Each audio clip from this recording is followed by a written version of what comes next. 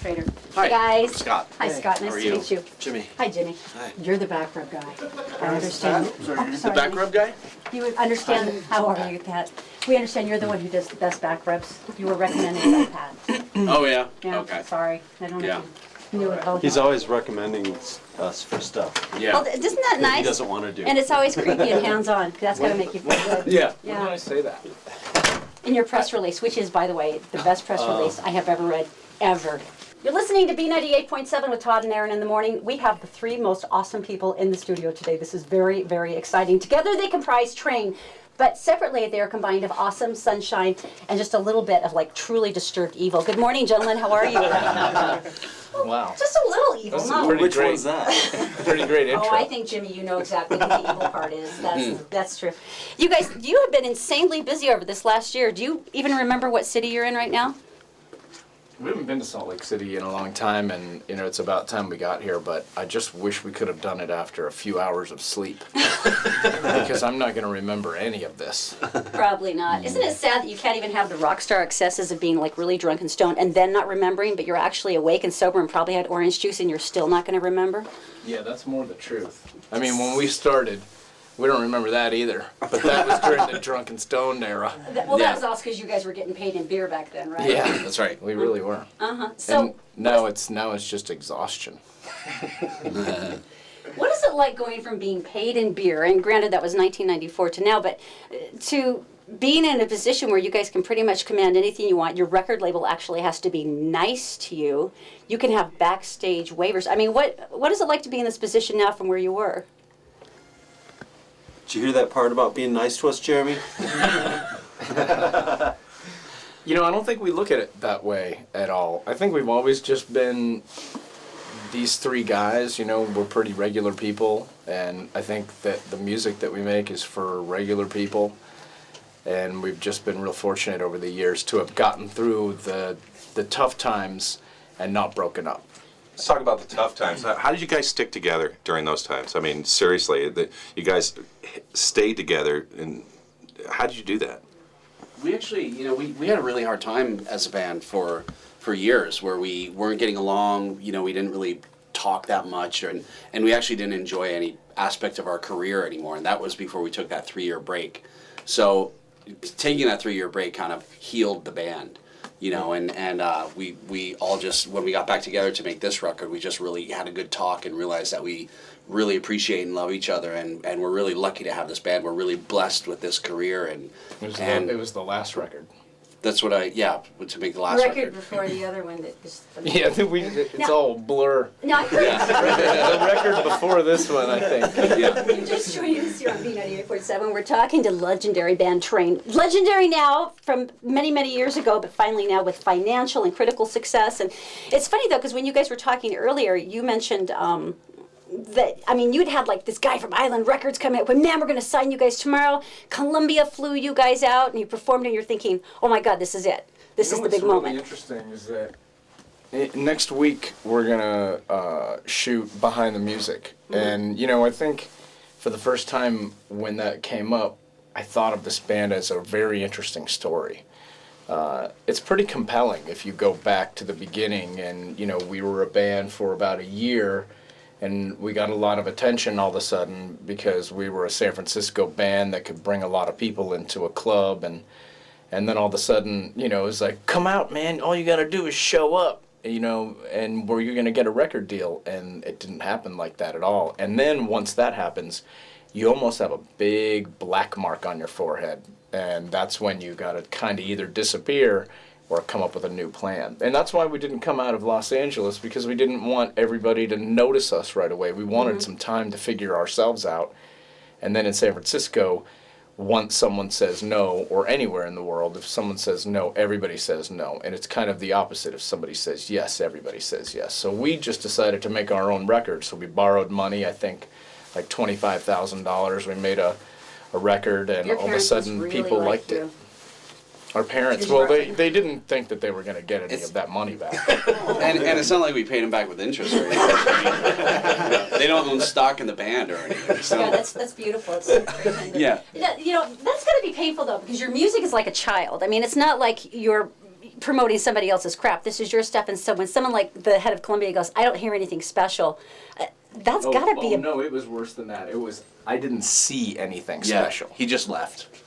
They just left.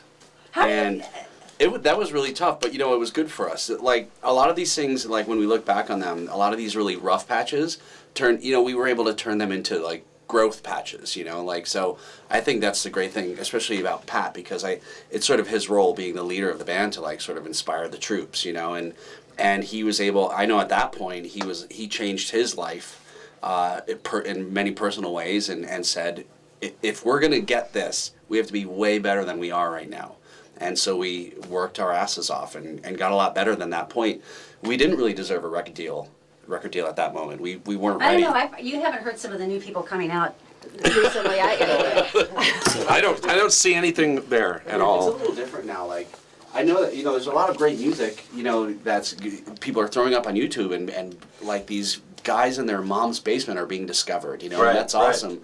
But it's also like, it seems like record companies are also scrambling to sign anything. Like, let's go, who knows what's going to work next? You know, like with bands like Gautier blowing up, like, who knows what's next? You know, like the music is, like everything's kind of happening. It's cool. So you guys, when did the charity thing start with you? Because you've got Anyone who can combine good deeds and alcohol is like a personal friend of mine. This is so awesome. You guys have, and is it your own vineyard or just your own wine label? Wait till marijuana's legal.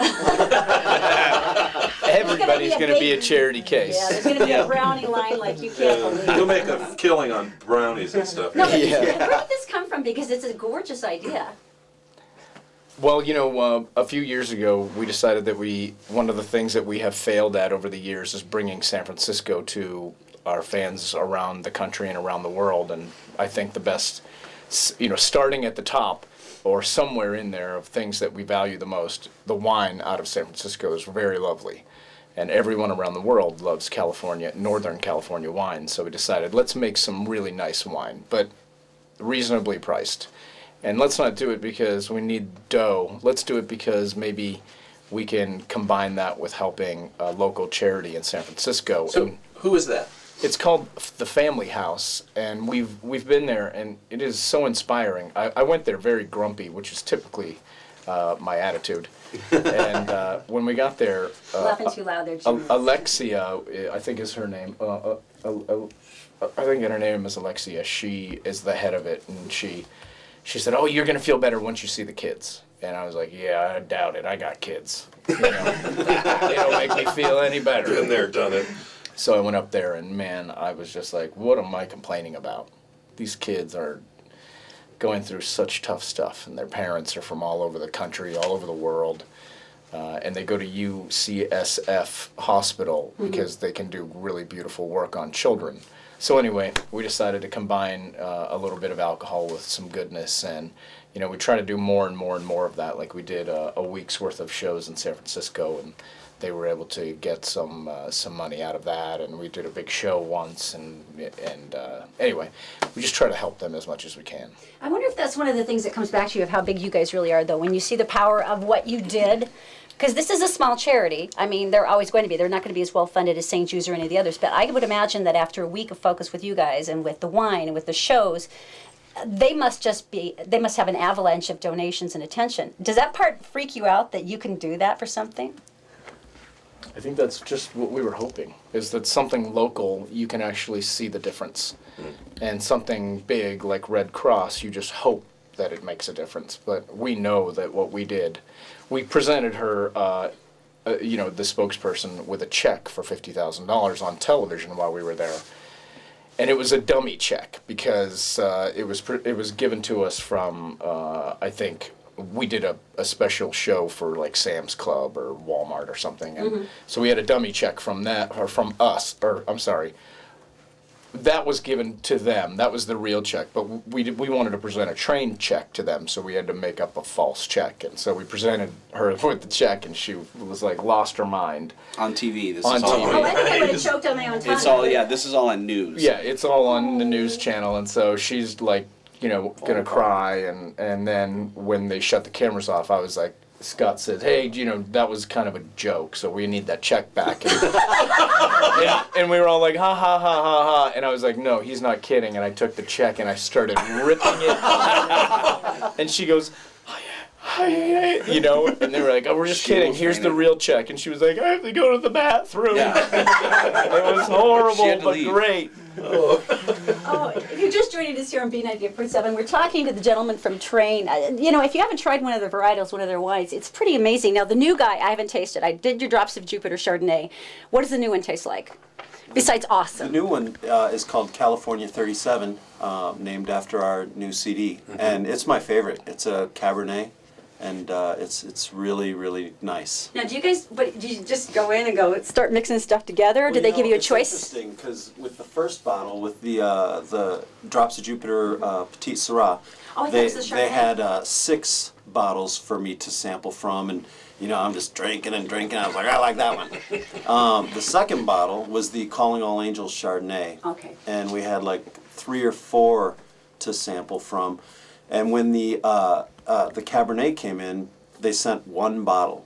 And I was like, they must be really confident that they nailed this one. But I was a little nervous because, if it wasn't good, they were going to have to go back to the drawing table on it. But it's really great. They did nail it. Is that so awesome, having your own house wine? I mean, how many bands have their own house wine? A bunch, actually. Really? It turns out, yeah. I think Rolling Stone did a feature on it recently of wines that rock. I think is what it was called, and they did like all the top, and there was like 100 bands. I know Dave Matthews and Grateful Dead. Like, there's a bunch of bands that make wine, but ours was ranked #1. Ah. That's kind of Very cool. exciting. And Yeah. another thing to taunt them with at the American Music Awards, and that's got to be awesome. That's right. Is there a big rivalry? Is there one band or another that you guys just kind of feel an edge with? I know you'd mentioned once that you were frustrated that you You're weren't as big smiling. as Coldplay, but you knew you could be. Well, I think we used to be a lot more like that. I think it's really the secret to having been successful again is, stopping that nonsense. Rivalries are fun when you're, on a company softball team, but when you grow up a little bit and you're like, look, we're all kind of in this together. The music industry is getting, beaten down by the minute. Right. Maybe we should learn how to appreciate one another as opposed to try to take each other's spot on the racks at Walmart, because the racks at Walmart aren't going to keep either one of us anyway. So maybe we should become fans of each other. Like, we were just in Atlanta yesterday, and B.O.B. was there, and we've known him for a long time. And he was like, oh, Pat, what's up, man? I lost your number. He didn't lose my number. He just doesn't call me. But,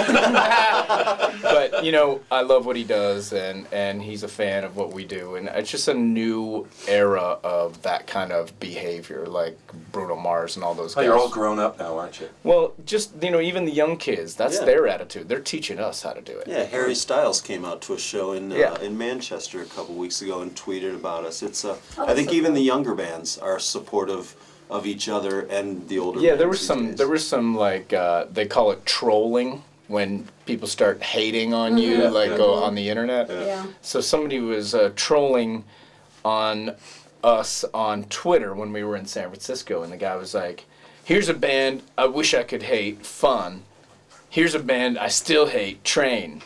So I was like, "Hey, it's too bad, man, because it's easier to love whenever you're ready. There's room here for you." Right. Oh, And that's then one of the guys from Fun, because they want to send to both bands. One of the guys from Fun is like, "Man, you gotta quit hating on bands. That's a waste of damn time. Train's awesome." And then the guy was like, "So I'm sorry, guys." By the time the whole thing was over and fans were at him, we realized he actually works at Twitter. And he was like, if either one of you guys wants to come up and take care of this in person and let me have it, my name's John. And Come beat me up. Yeah, it's really fun. Get it over with. Yeah. But it's kind of the new era of like, man, Fun's not going to back the hate for Train and Right. any more than we would back the hate for like somebody else. Everybody's doing their best. By the way, I hate fun. No, but you just hate having fun. Oh, that's what it is. So let's talk about the album, California 37. Yeah. And 3 years in the making? Didn't I read that you guys Well- were kind of writing songs and getting material together? Yeah, while we were touring the last record, Yeah. Pat's kind of a little crazy. So No, like no. when he goes home at night and we're all sleeping, he's like a mad scientist creating new hit songs. So you probably gave it like a year before you started writing again, I think. I just No. have always written, and just it's always been crap. No, it's not. It takes years to get anything worth having. You know, and what happened was we wanted to take a break after that record because we really Save Me needed San one. Francisco. Yeah, we needed a break. That was 3 years of touring. Because it was, solid. yeah, and it was intense. I mean, you, very that was intense. emotional. That was, okay, this is out, we're giving it everything here. And after a while, giving it everything's got to be a beating. I It mean, was tiring Stop because giving it everything. we had to rebuild our entire career around the world, you know, and we went into new territory that we've never been to before and start there. So it was a crazy 3 years. And then we just started submitting music to Pat, and he was doing his own thing, and we were getting music from outside writers and all this stuff. And then at the end of it, you know, we had a handful of songs, and our management and record label were like, these are so good, you guys are going straight to the studio. We got to get this you're thing like, out. oh, I want a vacation. I'm Yeah. tired. I want to lay down. I think Jimmy and I were the most vocal. We were like, what? I want to take a break and drink some wine. But like, actually, it's a good idea. And then I said, why would we release a record so soon, you guys? Don't people need a break from Train? And then they reminded us it's been 3 years since you released yeah. Oh, that's gotta be surreal. Save Me San Francisco. And we were like, oh yeah. What's the nuance on the new one? It seems a lot more playful, especially based on Drive-By. I mean, Save Me San Francisco was very, you know, I don't know, it was very emotional, it was very fun, it was very rollicking, but I don't know, Drive-By is very playful, it's very light for you guys. It's kind of difficult to be a rock band and be on lots of different formats of radio. Oh, yeah. Because we've watched bands kind of in our genre either go completely pop or not go pop, and then they don't get played on the radio. So the balance of trying to be a rock band and get on the radio is very difficult, and then we're doing our best because we're doing it very sincerely. We're not trying to be pop or be on the radio. I'm In sure fact, your label's tried to make you many, many times. actually, not anymore. I mean, Really? you know, like we went through a Yay. period where we tried to be on the radio and we failed. That's when we disappeared. We were like, radio, because really, we were so not enjoying each other's company that the only time we were happy is if we were having success on the radio. So the goal became, let's get on the radio, because otherwise we're just not going to be psyched. And then we decided, before we made Save Me San Francisco, is seriously, guys, we got to either, you know, we need to start over. Let's change everything and just get back to the three of us. And we asked everybody to leave. Bandmates, managers, everybody. And some people left reluctantly and some people left happily. And and so we like, we gotta either love this record or we're never gonna be able to, you know, our fans aren't gonna ever care again. No, I And get so it. we really loved it. I gotta ask, you know, I've heard this from a lot of different label reps that they've actually brought in marriage counselors, you know, when bands were going through a hard time. Did you guys ever have any, like, professional intervention? I mean, not the kind that drags you to the Betty Ford Center, but the kind that's like, tell me more about your feelings. Can you express to him? No, we just, You did it on your own. you know, it's almost like we all had the same revelation at the same time, where we were like, the problem is we were going down the wrong track. We were so focused on success and fame and fortune, and it really kind of spoiled the fun of the whole thing. It ruined the whole thing. And originally we're really into music. We love playing. We love being on stage, and we love recording, and we love, you know, putting a good song out there. And that's what's important. And so And boobs. and jugs. But like, It does tend to be the reason you get into the rock. Yeah. yeah, jugs and boobs. There it goes. But then, so now it's the kind of the classic thing that we're enjoying the journey rather than focusing on the goal, and it's changed everything for us. All right, 3 quick questions if What's I up? and then we have to hit you on the tour. Okay, first question from the fans: what's your most disgusting personal habit?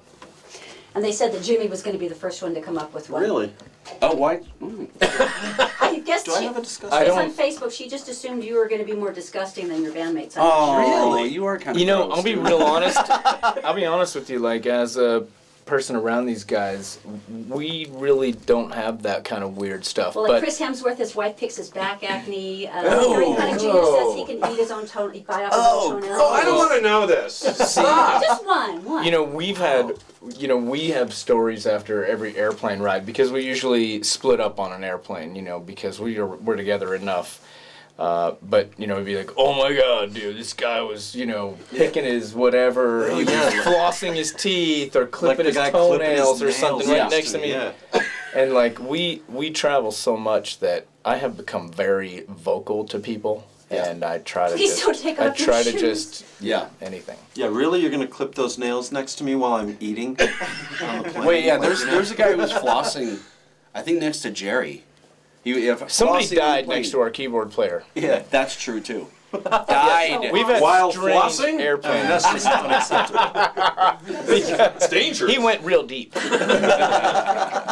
right, question number 2. What song makes you want to throw up in your mouth every time you have to play it? Ew. No matter how much you love your own music, there's got to be one song over and over in concert that Man. makes you want to kill yourself. I got to tell you, I have one, and it's kind of new. It makes you want to kill yourself. It's kind of recent. And it's not the song's fault. Right. Because I actually love I love all of our songs. Sure. Even a lot of them that didn't make records I still love. But we've been playing this song "She's on Fire" off the Drops of Jupiter record for a long time, and we have like this new album, and we're so excited to play all the new stuff. We always are. Right. And we've been putting together our new show, our new concert, and it's so great, and the set's so good. But every once in a while, when we do corporate private shows, we have to go back to a couple of the old standards, and we did "She's on Fire" last night, and I was just I almost threw up in my mouth. You had a new bridge idea, Jimmy's bridge idea. Scott, you go into double time on the drums, and then Pat, you kill me. Yeah. So I'm gonna do that next time. Yeah. All right. Coolest thing you got? Because there's always eventually one point where you get like a little chunk of money. And what is the coolest thing you bought with that first big chunk of money? Like you finally got a check and you're like, I've always wanted to get this thing. A divorce? Nice. Okay. All right. Right. Those are expensive. Yes. They are pricey. They are pricey. Michael Bublé lied and told us that he bought a children's orphanage for his family, and they were all crying. And then he said, "No, I lied. I just gave him $1 million for Christmas." Which was probably a lie too. Yeah. Don't trust that Bublé. That guy makes good money. He does arenas all over the world. He's a big star. I just paid off my credit cards. I remember Meet Virginia. Scott and I were painting houses, and I think I had $20,000 in credit card debt, and. Don't you have people who pay those things for you now? I don't even know. They're called wives. Yeah. They also charge them Yeah. and then pay them. They're fun. Yeah, we're at $20,000 in credit card debt. Damn, I don't even have a credit card. Oh yeah. You do now, honey. Yeah, we do. What about you, Scott? What did you get? My first really cool thing, I think my only cool thing was a Porsche. Nice. Like a Porsche 911. 911, And I what just year? wrote a check for it. But it was really stupid. I mean, I thought that money would just keep coming forever. I ended up broke. What color, what year? It was a black 92. Did you stay there and pet it like a kitten? Yeah, I would like slowly I would take my pants off and then rub my ass cheeks against it softly and say, "Hello, baby." Isn't there? Yeah, I How's get my that. baby? I'm with you. Remember? Let's go back to the credit cards. All right. What I about think there's a version of the My Private Nation record where there's some video stripped on the end, right? Yeah, of it's that? good stuff. Yeah, Scott and- walks everybody through and his Scott's- house and his car. Every room that he goes into. This is where the magic happens. It's the kitchen. Into the car. Yeah. And This is where the magic happens. He's driving over the bridge in his new Porsche, like singing at the top of his lungs. It's across pretty Gilman funny. Bridge, yeah. That was fun. All right. So the tour starts in the fall. You also. Actually, no, the tour starts in June. Are you guys Does up it? for this? We've already been on tour. We just finished the European tour. Oh, jeez. And then next week we go to Australia and Asia. That's right. And then the U.S. tour will start in July. And as a matter of fact, there's an announcement we can make, and that's the fact that you're going to be here in Salt Lake City on September 20th. Galvin job. Center, very Galvin Nice. Center, nice, really Did nice. not know that. Really That's nice great. place. I didn't know. Where are we? Here. You're gonna love it. It's a really nice open air venue, and everybody has. It's really nice. Oh, A lot that's of fun awesome. there. You guys, this is so cool. Okay. We haven't played Salt Lake City in a while. When we were out last summer, we didn't play Salt Lake City. Yeah, and we did notice the oversight, So, but that's okay. We we're weren't. glad you're coming. We apologize Awesome. and would like to blame anyone but ourselves. And that guy. Are the wives I like- going? All right. Are the wives going on the Asian tour? The wives always go on the Asian tour. That's what I hear. Why? Oh, is that right? Why? Your wives stay home from the Asian, because the Asian tour is always the tour where you don't trust your husband. Oh, really? Oh. Is that true? You're all carefully looking. No, at I You the know, pictures. the truth is, we're always so busy when we're on tour. I mean, there's really no time for trouble. There's Get in no time trouble. for sexy pants. No. No.